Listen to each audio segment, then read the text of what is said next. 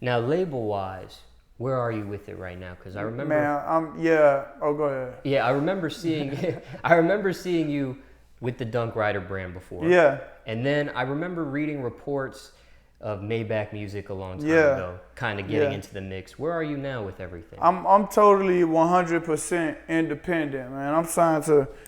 I'm not even technically signed to myself, but I'm live house all the way. You know, I market and distribute my own music all the way. You feel me?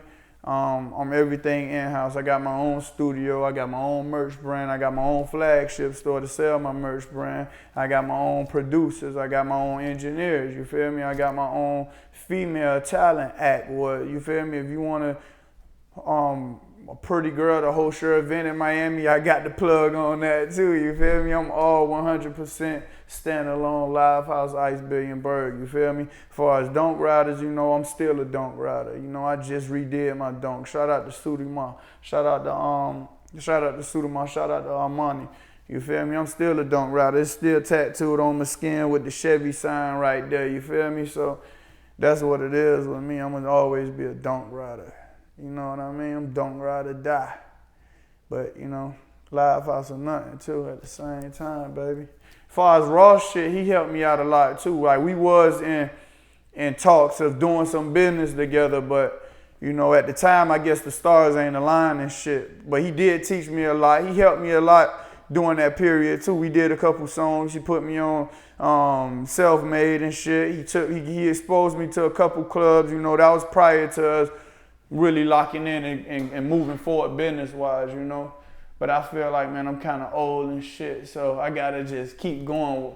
Man, not to say me and Ross won't do no business in the future, you feel me?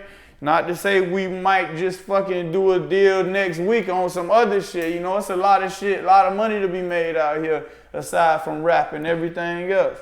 So, you know, I'm just on my business shit, man. I just spent the last 2 years just learning the business and trying to get into more being independent, you know. Now, speaking of Ross, what's the most important thing you learned or piece of advice you got from him? Shit, man, I learned from Ross what got to be like